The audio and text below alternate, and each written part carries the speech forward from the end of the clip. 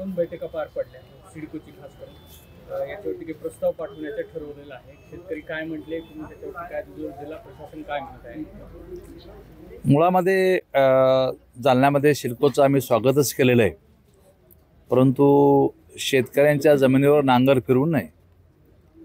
जे मूळ शेतकरी आहेत त्या मूळ शेतकऱ्याला न्याय मिळावा यासाठी मी शेतकऱ्यांना या ठिकाणी घेऊन आलेले। सिडको हे 247 हेक्टरमध्ये या ठिकाणी होतं। 200 हेक्टरच्या लोकांनी संमती दिलेली आहे।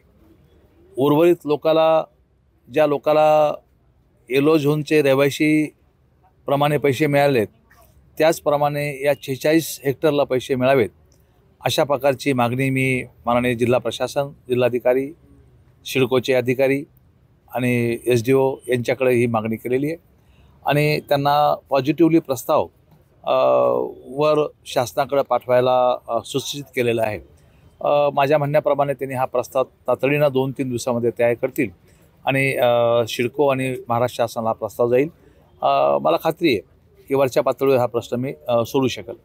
खाते वाटप झाले, पालकमंत्री पदाचं काय? समृद्धी महामार्गाच्या संदर्भामध्ये जालना नांदेड खरं तर या शेतकऱ्यांना 12 लाख रुपये एकर अशा प्रकारचे दर काही लोकांना निघाले, काही लोकांना 14 लाख रुपये एकरचे दर निघाले।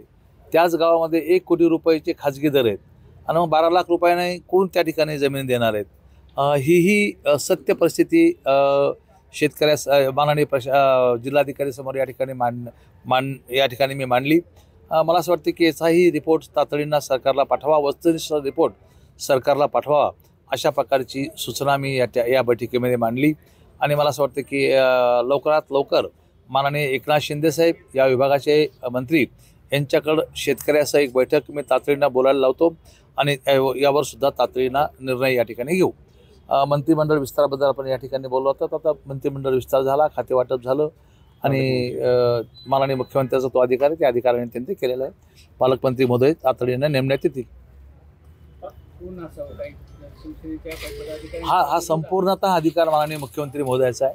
मला निश्चितपणे असं वाटेल की जालन्याचं पालकमंत्री शिवसेनेला दिलं पाहिजे, हा तर साहजिक भाग आहे, पण तो जे मुख्यमंत्री देतील तो आम्ही स्वीकार करू। शिवसेनेच्या काही पदाधिकाऱ्यांनी अतुल सावे यांच्या पालकमंत्री पदाला विरोध केला, त्याची मला कल्पना नाही। ओके।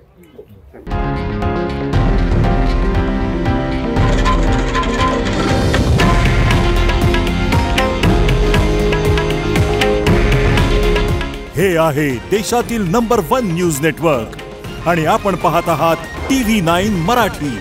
काळजी तुमची, हित महाराष्ट्राचं।